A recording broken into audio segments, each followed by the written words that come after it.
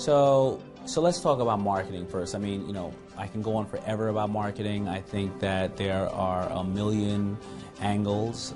A lot of people don't understand that advertising and marketing are two different things. Marketing is about getting the product out and the information out. Advertising generally is about buying a space for time on the radio and/or magazine ad.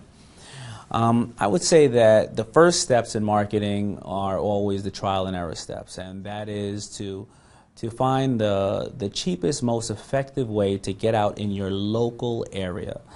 Let's talk about fashion. Are there local fashion shows that you can provide product to and get, a feel for if people like the product? Are there local celebrities, people who are city councilmen or, talent shows or things of that nature where you can provide product to? Now let's talk about the YouTubes of the world.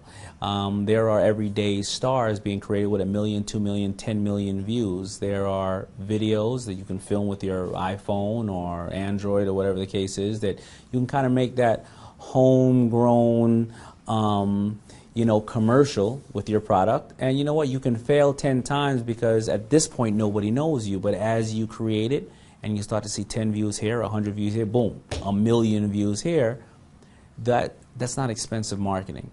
And these are the ways that you get to, again, start to create the DNA of your brand and see what works and not. You're going to have a lot of trial and errors when it comes to marketing. I still do till today.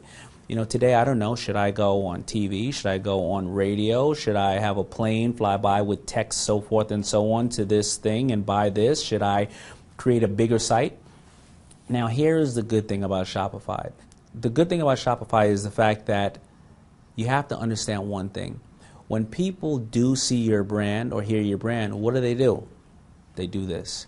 Now, I've learned the hard way. One of my brands, we were so busy trying to get product out in the e-commerce world that before there was a Shopify, we basically shot the pictures of the product and just did e-commerce because we're thinking we're supplying to people who want to buy the product and all they want to see is these flat pictures and the site. But we didn't know that was actually counterproductive because some people who are not looking to buy the product are just Googling the name. And when they Google the name and they come on and they see basically a bare bones site that maybe doesn't fit to the standards of all the beautiful sites they see, all the great marketing I did to express that it was a certain luxury brand, the wind was just taken out of it because I had poor representation. And I learned that the hard way. So you look at things like a Shopify that's fairly easy. It takes the job and the hard work out of you having to be this great e-commerce web developer out, and those are simple ways to market. Before you do any public marketing, it's always going to be a Shopify, your packaging, the things that are really about the product first. And so those are my tips for marketing. And then as you see you're successful in these areas, you can grow. You can start hiring great actors for those YouTube commercials. You can start going to bigger fashion shows. And then maybe you go to a magic trade show or those big shows. And as you're growing, you're learning. And as you're learning, you're growing. And it's a constant, it's a constant struggle and battle, but it's exciting. So the first magic show that I went to, my partners and I, we didn't have any money to get out to the show. So my mother worked at American Airlines, so we got a bunch of buddy passes. And the show was being held at the convention center, as it always is. We didn't have enough money to be in the convention center, so we had to stay about 5 miles away in the Mirage Hotel. Prior to going to the show, though, I had already built a little bit of a vacuum was being built up in the, in the world of FUBU, because we had taken these 10 shirts and put them on videos for 2-3 years, and people thought that FUBU was a fairly large brand.